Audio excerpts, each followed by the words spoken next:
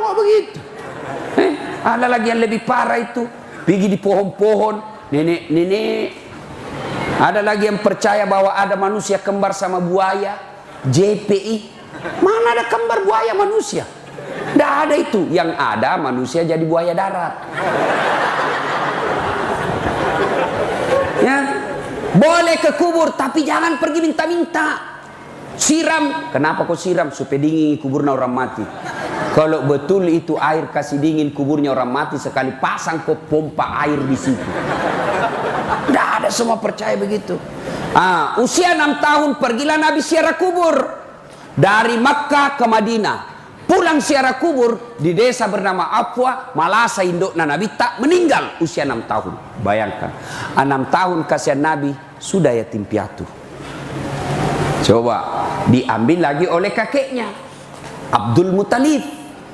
8 tahun, 2 tahun saja bersama kakeknya, wafat lagi kakeknya Abdul Muthalib.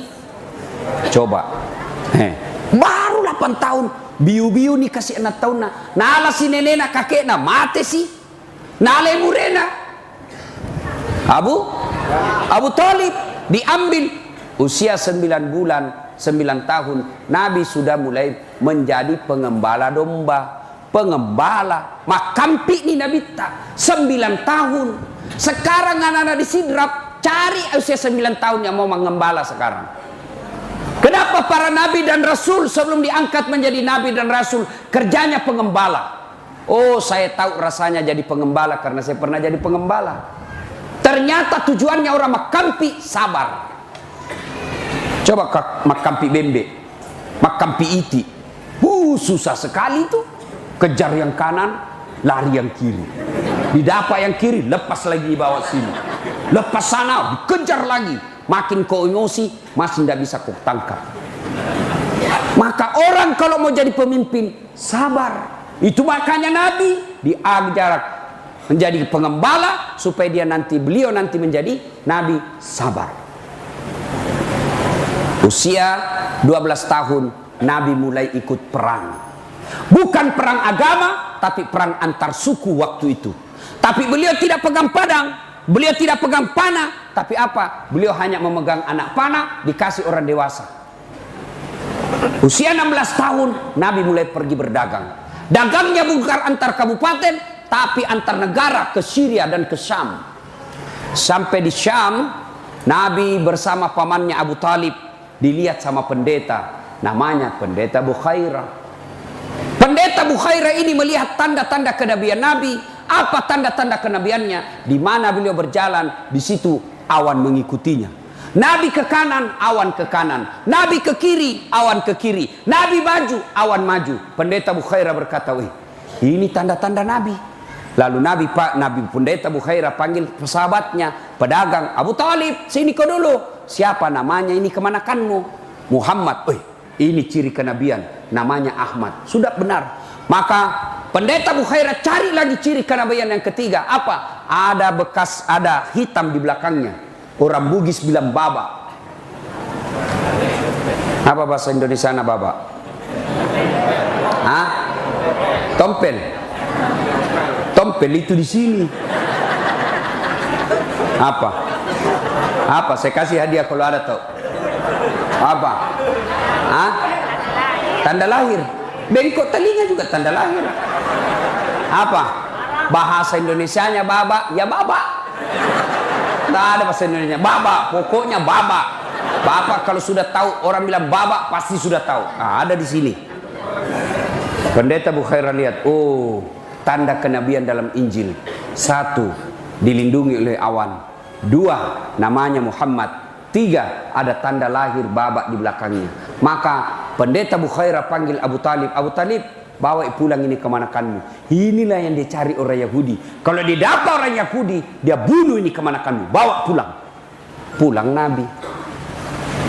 Usia 25 tahun. Nabi kemudian bekerja seorang janda bangsawan Madinah. Namanya Khadijah. Khadijah jatuh cinta sama Nabi. Lalu Nabi bekerja disiplin, jujur, bagus pekerjaannya. Khadijah selalu sebut ini Nabi. Maka sisi Pak Ne Muhammad ini malempu masempo dalle, sopan, selalu dicerita. Maka ajudannya Khadijah namanya Nafisa percaya dalam hati, Khadijah suka sama Muhammad. Maka Khadijah menyatakan cinta. Berarti perempuan boleh melamar laki-laki. Boleh. Daripada kau jual mahal, jual mahal kumulado. Iya toh? Itu Khadijah. Tapi caranya Khadijah tidak vulgar. Nah, Khadijah cinta sama Nabi tidak vulgar, tidak transparan, tidak belak-belakan. Tapi apa? Nataroi siri alena. Peko carana selalu nasebut di depannya temannya. Akhirnya temannya yakin, oh Khadijah suka pegawainya. Maka Nafisa menjadi tim sukses. Tapi bukan tim sukses pilkada. Kalau tim sukses pilkada, pemborong, kontraktor, cari proyek setelah menang. Ini yang rusak Kabupaten Sidrap. Tim sukses cari proyek. Dia yang sukses disuruh bikin baleho 10, 5 jina bikin hilang 4. Begitu menang dia cari, Pak, apa kek penunjukan langsung kek, habis sudah jual sawah, apa kek kau sikat di situ. Nah, ini yang rusak negara kita. Nafisa bukan tim sukses politik, tapi tim sukses untuk mempertemukan Khadijah dengan Muhammad. Lalu Nafisa berkata, Muhammad, bagaimana menurutmu kalau ada perempuan suka kau? Alhamdulillah. Tapi ini perempuan tua, tidak jadi masalah. Tapi 2 kali ini janda, tidak jadi masalah. Lebih tua 15 tahun, tidak jadi masalah.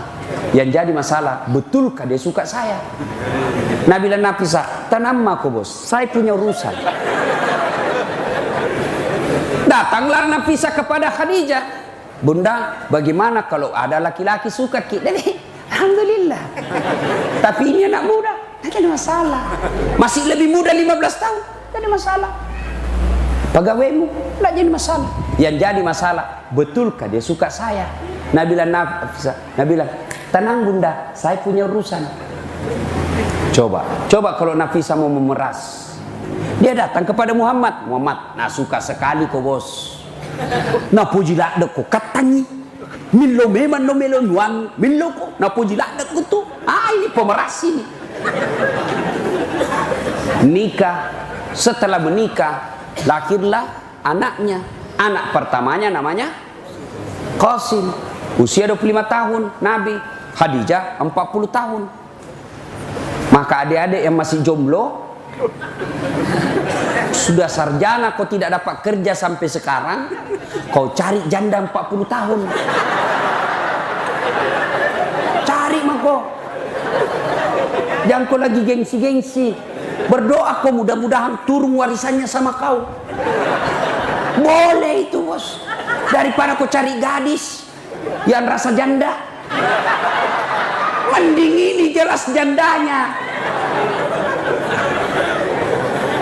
Kalian juga cewek, jangan kau jual mahal. Mon rokok, nala ko magharibi. Coba. Hei cewek, kalau kau sudah dipacari 1-2 tahun, ndak nalamar kau, cepat kau balik haluan. Laki-laki bejat itu. Kalau kau cuma dipacari terus, motor aja 1 tahun sudah lunas. Kau di 3 tahun dipacarin, tidak dilamar-lamar. Modal 10.000 1 malam minggu. Roti 2, teh botol 1, autan 1 bungkus.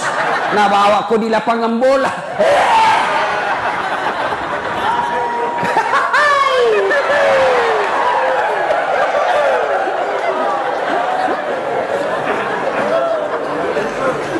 Ya, ibu bapak saudara-saudara sekalian, sudah nikah, lahirlah anaknya Rasulullah.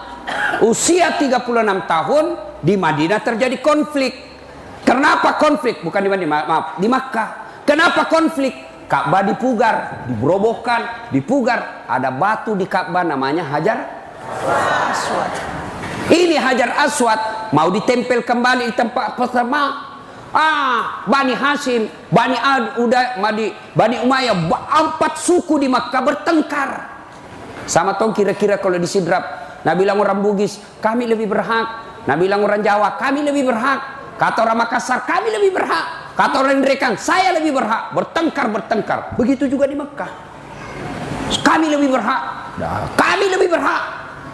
6 hari tidak ada penyelesaian. Musyawarah. Akhirnya apa? Sepakat. Saudara-saudara sekalian begini. Kita tunggu saja besok. Siapa yang muncul pertama di pagi hari di pintu, maka itu yang kita tunjuk. Bagaimana? Setuju? Setuju. Ditunggulah besok pagi. Subhanallah. Siapa manusia yang lewat pertama di pagi hari di pintu? Dialah Al-Amin Muhammad sallallahu alaihi wasallam yang orang Mekah menggelari waktu itu sebagai pemuda Al-Amin, orang yang dipercaya.